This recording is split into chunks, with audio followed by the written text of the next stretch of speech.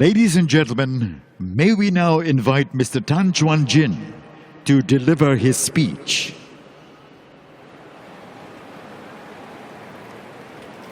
President Tony Tan, Your Royal Highnesses, Excellencies, members of the IOC and Southeast Asian Games Federation, ladies and gentlemen, friends. We are reaching the end of the 28th SEA Games. On behalf of the SEA Games Federation, I would like to thank Singapore and all Singaporeans for hosting an extraordinary SEA Games. Thank you very much.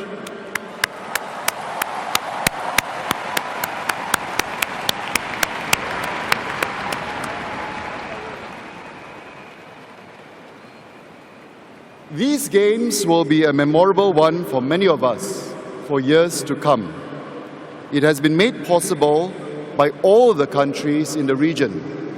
It was made special because of you, the athletes on the stage, the officials and volunteers behind the scenes, and all of you spectators in the stands.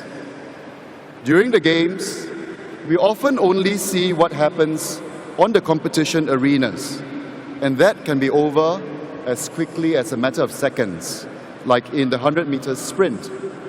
We also often only remember the triumph, those who made the podium, and not those who come just shy of a medal. But behind all of these lie a common trait: months and years of hard work and sacrifice. There is no athlete who is not proud of representing his or her country, and no team which does not set out to do its best. We see the same in the coaches, trainers, support staff, family and friends who have all given their all. Remember this as we cheer them on. Athletes and officials, you have all been proud ambassadors of your country.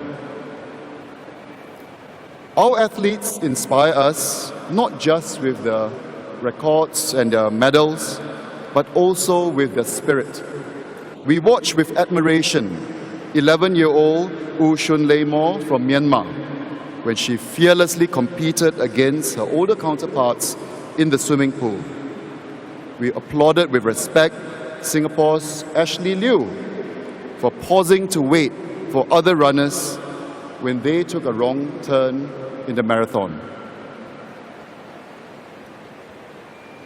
These Games would not have been possible without the dedication of the nearly 17,000 individuals from Team Neela, who have made all of us feel welcome. Thank you very much.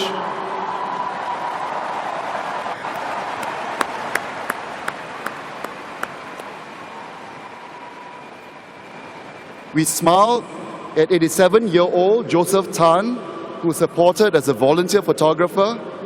We beam with pride at Amin bin Rosli, who did not let his autism get in the way of fulfilling his role as a stretcher bearer and performer during the opening ceremony. Along with the security personnel, cleaners, and so many who worked round the clock to enable the Games to go on, thank you all for your tireless dedication and hard work.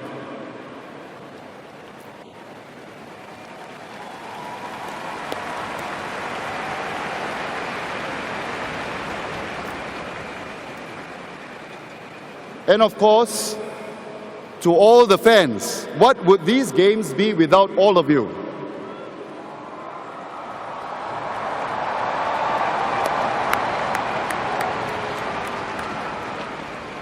You cheered your heart out and stomped your feet sore. It was near hysteria at many of the events, and we loved it. We are glad to see so many of our Southeast Asian friends here in Singapore turning out in droves to support their home nations. From my Facebook, Tak Yong shared how he saw Thai fans holding up the word friend, along with the Thai and Indonesian flags during the football semi-finals. Christopher, who was an usher at squash, saw many athletes meeting up with old fighting mates and high-fiving and hugging each other. He shared, "So nice and heartwarming. What I saw was friendship first, competition second." Great. Melissa shared that Malaysian hockey fan supporters, even as they were celebrating their team's win over Singapore, did not neglect to cheer and say, "Good job, Singapore," holding a Singapore scarf in one hand and a Malaysian flag in the other. These are the people and events that made the Games. This is what ASEAN is all about.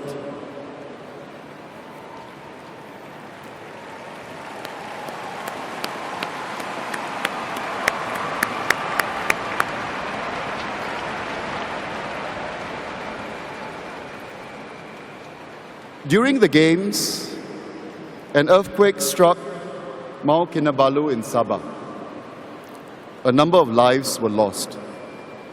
9 came from Tanjong Katong Primary School, but it was not just Singapore who faced loss. Other countries, including our neighbours, were also affected. Thank you to so many of our athletes who visited the school to pay their respects and tribute, even while competitions were still on. While we are devastated at the loss, there's also much to be inspired by the way the students and teachers lived.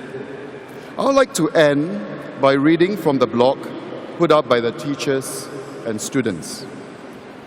This was their last post before the earthquake. Their blog was entitled, "It's not the mountain we conquer, but ourselves." Though it was an exhausting hike to Pendant Hut, step by step, inch by inch, we all made it up. It wasn't easy, but they all succeeded getting up there. How did they make it up? The answer? Each other. They encouraged each other. They helped their friends by retrieving water bottles from their bags when it was hard to reach. They checked in with their friends by asking, "How are you? Are you okay?" They were effective. They pressed on. They utilized each other to give them strength. Eventually, they reached Pendant Hut together. This is the spirit of endeavor, of never giving up. This is also the spirit of teamwork and friendship, where together we are strong. And these are the same qualities that we have witnessed and celebrated throughout the 28th SEA Games. Let us continue to keep this spirit burning in us and build closer ties in kinship as we progress together as a region. On behalf of all of us here in Singapore, we say thank you for this truly wonderful experience. I wish you all a safe journey home and see you all in Malaysia in 2017. Thank you.